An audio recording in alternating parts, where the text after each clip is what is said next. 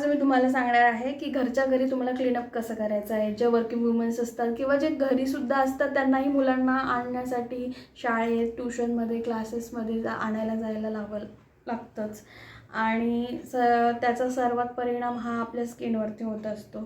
साधारणतः वयोगट 30च्या खालील मुली किंवा ज्या काही स्त्रिया असतील तर त्यांच्यासाठी क्लीनअप हे सर्वोत्तम पर्याय आहे. आणि 30च्या अबोव तुम्ही असेल तर मी रिकमेंड करेल की फेशियल, कारण का त्याच्यामध्ये एक मसाज येतो. प्रॉपर मसाजमुळं तुमचं जे ब्रिंकल्स वगैरे आहे, फाईन लाईन्स आहे ते कमी होऊ शकतात. शिवाय तुमचं ब्लड सर्क्युलेशनलाही हेल्प होते आणि तुमची त्वचा ही जी रुकीसुकी पडलेली असते, एकदम ड्राय पडलेली असते, त्याचाही उपयोग फेशियलमध्ये होतो. तरीसुद्धा फेशियल न करता क्लीनअपही तुम्ही करू शकता. त्याच्यामुळे ॲटलिस्ट तुमच्या चेहऱ्यावरची जी डस्ट असेल किंवा जो ड्रायनेस आलेला असेल त्याचाही उपयोग तुम्हाला होणार आहे क्लीनअप केल्यामुळे. आता इथे मी मेकअप केलेलाच नाही आहे, त्यामुळं मी स्वच्छ पाण्याने चेहरा धुतलेला आहे आणि स्वच्छ पाण्याने चेहरा धुतल्यानंतर साधारणतः हे वेट टिश्यूज येतात मार्केटमध्ये. टिश्यूने आता मी पुसून घेत आहे.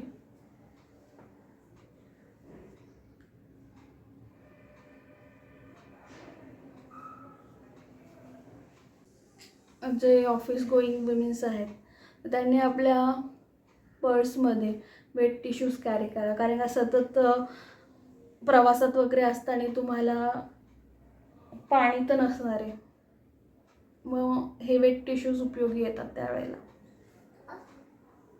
आता हे वेट टिश्यूने सगळं क्लीन केल्यानंतर पुढची स्टेप आहे क्लिन्झिंग. तर क्लिन्झिंगसाठी मी रिचफिल या ब्रँडचं क्लिन्झिंग मिल्क वापरत आहे. सीताफिलचं पण क्लिन्झिंग मिल्क चांगलं आहे. रिचफिल ब्रँडचं क्लिन्झिंग मिल्क मी इथे चेहऱ्याला सगळ्या भागात लावून घ्यायचं आहे, मानेवरती. आता तुम्ही बघत असाल की क्लिन्झिंग मिल्कमध्ये मी कुठेही पाण्याचा वापर केला नाही. मी एकदा एका पार्लरमध्ये गेले होते, तर ती जी पार्लरवाली होती ती क्लिन्झिंग मिल्क थोडं जेव्हा स्किनमध्ये ॲब्झॉर्ब होत गेलं तसं ती त्याच्यामध्ये ना लिटरली पाणी वापरत होती. हात पाण्यामध्ये बुडवायची आणि नंतर मग पाण्याने क्लिनिंग करायची.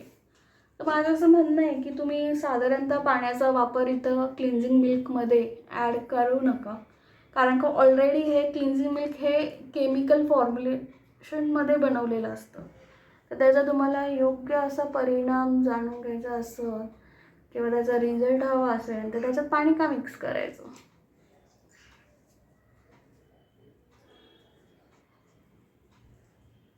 इथे नोज कॉर्नरला असं करायचं. इथे सर्वात जास्त घाण असलेले असते. त्याच्यानंतर इथं अपवर्ड डिरेक्शनला असं तुम्ही बघत असाल की मी इथं पामचा कुठेही वापर करत नाही. तुमचे जे फिंगर्स आहेत त्याचा वापर करायचा.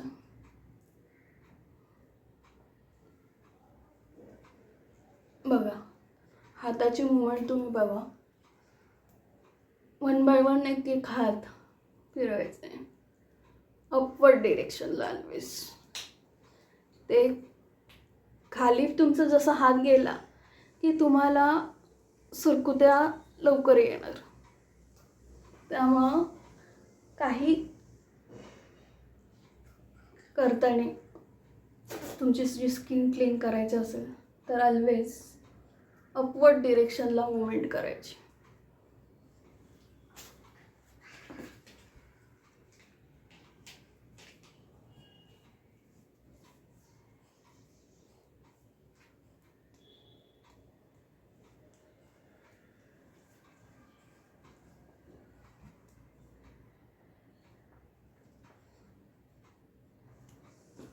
तर मी बोटांचा वापर करत आहे. पाम नाही वापरायचं कधी. हे हाताचा हा जो भाग आहे ना त्याचा वापर नाही करायचा, कारण का सर्वात जास्त तुमच्या बॉडीतले हीट त्या भागामध्ये असते. जेव्हा कुठलेही मसाज वगैरे करतात किंवा तुम्ही एक आले आता मार्केटमध्ये, खूप काळापासून आहे पण जास्त असं नोन नाही आहे ते अंकुप्रेशर, तर त्याच्यामध्ये तुमचा फक्त बोटांचा वापर करून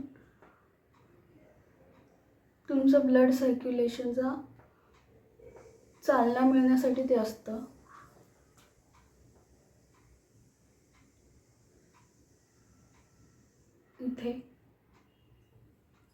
इथं फाईन लाईन्स असतात, जास्त करून असं मुवमेंट करायची बोटांनी.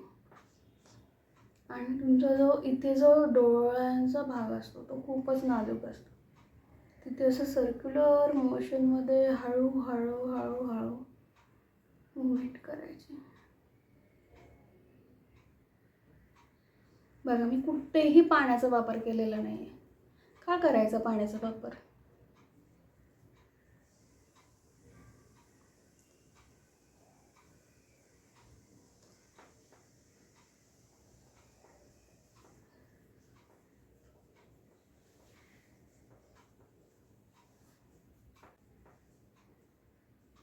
तुमचे इयर्स, कानाभोवती पण हे बघा,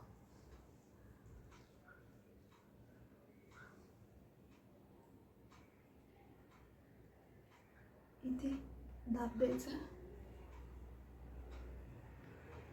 इथे दाब द्यायचा. त्या कॉटनने तुम्ही जे क्लिन्झिंग मिल्क केलेला जे फेस आहे तो तसाच आहे ना, तो पुसून घ्यायचा.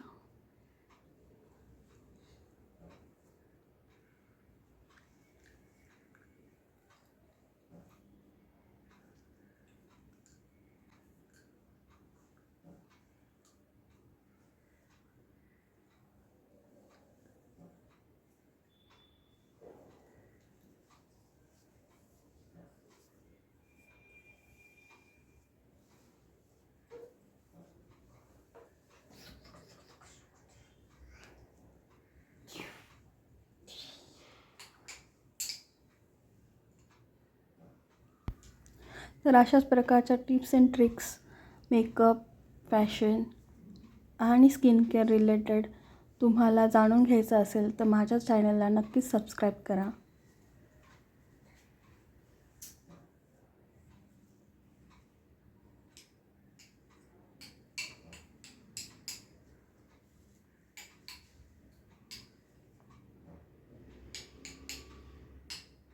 तर इथे कॅमेरामध्ये दिसतंय का नाही माहिती नाही, पण बऱ्यापैकी डॉट या कॉटनवरती कलेक्ट झालेले आहे.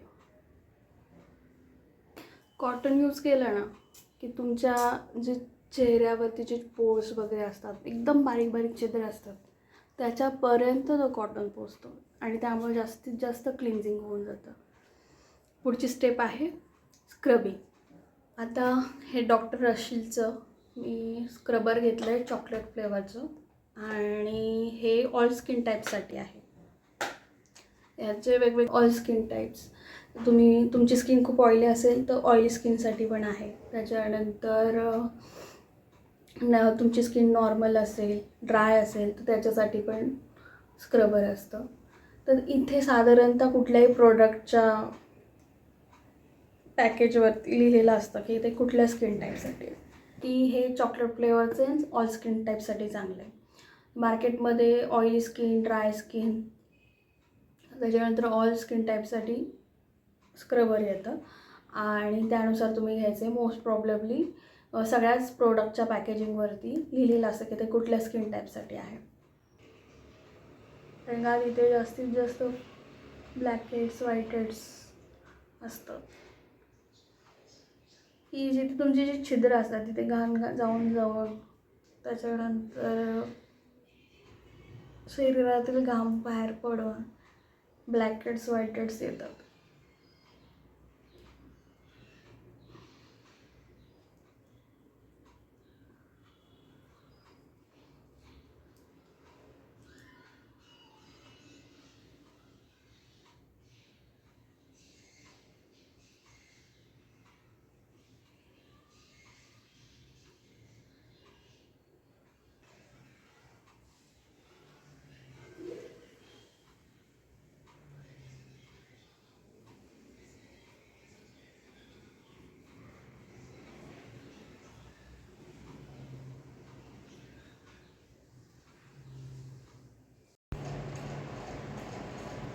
तर आता इथे स्क्रबिंग करून झाल्यानंतर मी हे स्टीमर घेतलं. स्टीमर घेताना मी वरती टॉवेल ठेवला आहे आणि पूर्ण स्टीम ही माझ्या चेहऱ्याला लागेल याची खबरदारी घेतली आहे. आता हे blackheads and white heads remover तुम्हाला मेडिकल शॉपमध्ये किंवा कॉस्मेटिक शॉप्समध्ये मिळतं.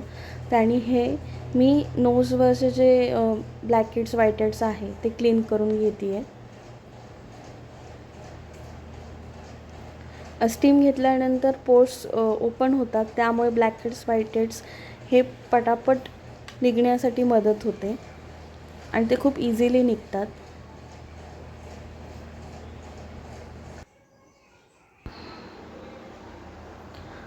आता ब्लॅकहेड्स व्हाईट हेड्स काढण्यासाठी तुमचं नोजच्या खालील लिप म्हणजे अप्पर लिप्सच्या वरची जी जागा आहे तिथे, त्याच्यानंतर तुमच्या चीनवरती असतं, तर तिथून ते रिमूव्ह करून घ्यायचे आणि एका वेट वाईप्समध्ये किंवा कॉटनवरती त्याचं जे पुढचं जे सर्कलमध्ये एक थोडंसं असतं तर ते क्लीन करून घ्यायचं. तिथे सगळी डर्ट जमा होते तुमच्या ब्लॅकहेड्स व्हाईट हेड्सची, तुमची जी डेड स्किन वगैरे आहे.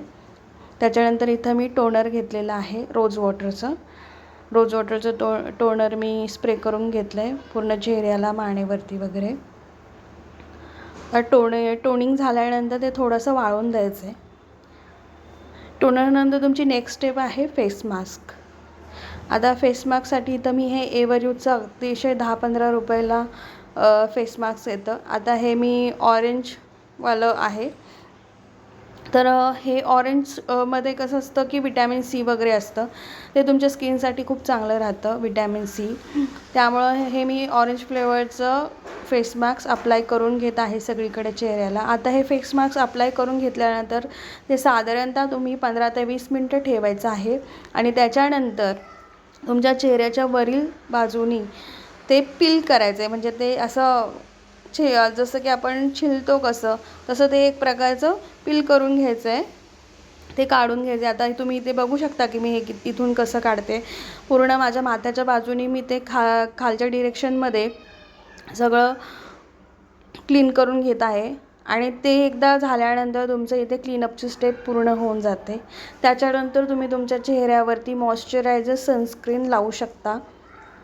आता इथे मी तुम्हाला सांगते की तुम्ही समजा जर पार्लरमध्ये तुम्ही क्लीनअप करून येत असाल तर तुम्ही तिथूनही येताना त्यांच्याकडून सनस्क्रीन किंवा मॉइश्चरायझर लावून येत जा, जेणेकरून तुमचं सूर्यप्रकाशात स्किन गेल्यामुळे त्याच्यावरती काही इफेक्ट होणार नाही, कारण का तुम्ही नुकतंच क्लीनअप केलेलं असतं. तर तुम्हाला माझ्या चॅनलला सबस्क्राईब करायला आवडेल का?